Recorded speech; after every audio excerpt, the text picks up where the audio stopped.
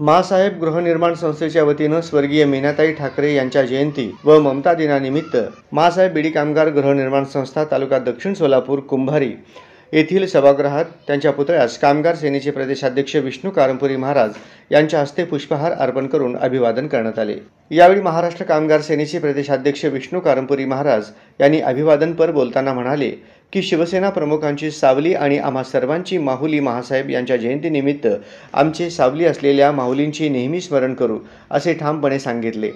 यावेळी बीडी कामगार महिला व बांधवांनी अमर रहे महासाहेब अमर रहे, शिवसेना प्रमुख बाळासाहेब ठाकरे यांचा विजय असो अशा घोषणा दिल्या।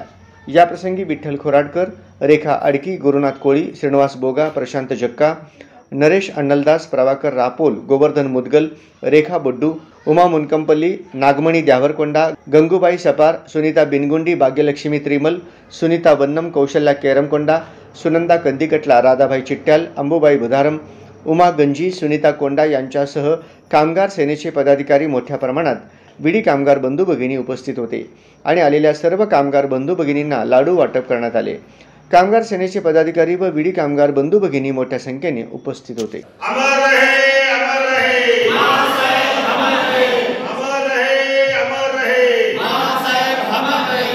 शिवसेना प्रमुख माननीय बाळासाहेब ठाकरे यांचा विजय असो।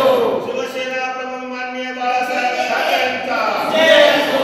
अमर रहे बाळासाहेब अमर रहे, अमर रहे बाळासाहेब अमर रहे। शिवसेना प्रमुख माननीय बाळासाहेब ठाकरे यांच्या धर्मपत्नी मासाहेब मीनाताई ठाकरे यांचा आज ममता दिन आहे। खरोखरच मासाहेबांनी माया आणि ममता आणि प्रेम संपूर्ण महाराष्ट्राला दिलेलं आहे आणि आशीर्वाद दिलं।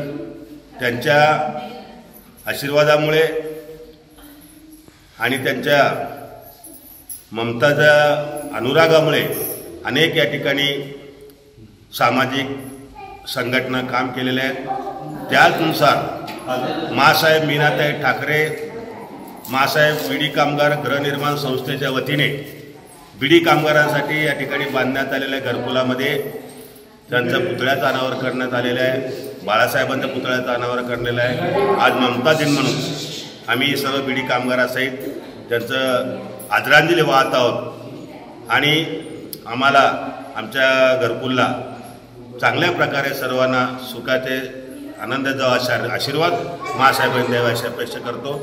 जय हिंद, जय महाराष्ट्र।